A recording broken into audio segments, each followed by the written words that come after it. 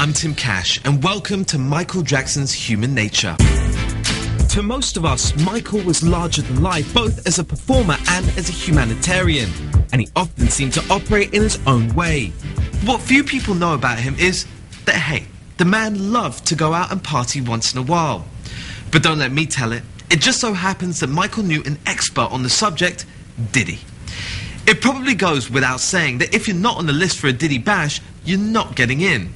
So, how do you play it if the king of pop unexpectedly shows up wanting to get his groove on? I was throwing this party for the MTV Movie Awards. You know, I was starting to plan to really do my entree onto the scene as an actor. You know, I invited everybody. Everybody was there. The Beckhams was there. And I remember Beyonce was there. Jamie Foxx, Ashton, Cameron Diaz. I mean, it was Will Smith, Chris Rock, everybody that was moving and shaking in Hollywood. So the party's going on, the party's off the chain, the party's already a success. I remember Beyonce had just dropped Crazy in Love. I remember that's what was just killing the dance floor. And she was there, and so I remember the DJ, you know, he ain't played yet, and the dance floor was warmed up, and everybody was saying, yo, we want to hear the new Beyonce joint. That's how hot it was. Security comes to get me and says, you have a guest here who wasn't on the list, and I'm like, who? He's like, Michael Jackson.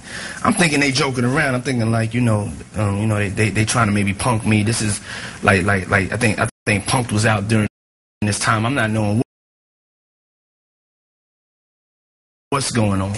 So then I go towards the back by like where the catering was, and it's Michael.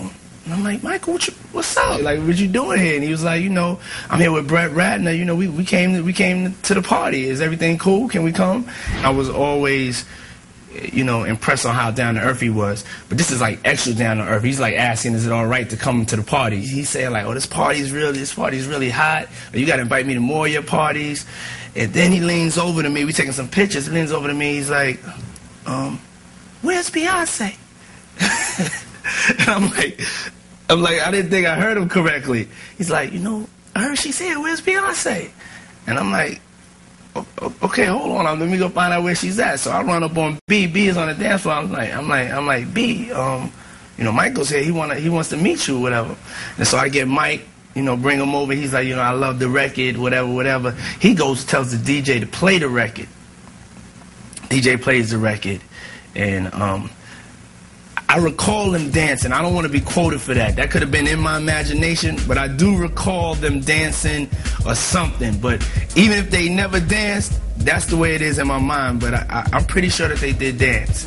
But the whole recollection of that, it was so real that Mike recognized the greatness in Beyonce early, and didn't have no ego about it, and was ready to meet her and give her hugs. And he was also ready to go for his as a man. I think we all as men at that time wanted to dance with Beyonce. And I remember Michael had the courage enough to come to the party, ask for Beyonce, and even dance with her. When we come back, we learn what Michael Jackson was like as a father. Plus, how Michael stepped in to help save an orphanage in Romania. And how do you play it if Michael Jackson wants to go out and catch a movie? Akon explains. And I'm looking at these kids' faces, and they not even knowing that Mike is standing right next to me. Like, if they only knew this guy was standing right next, you know how much havoc that would have caused up in that place?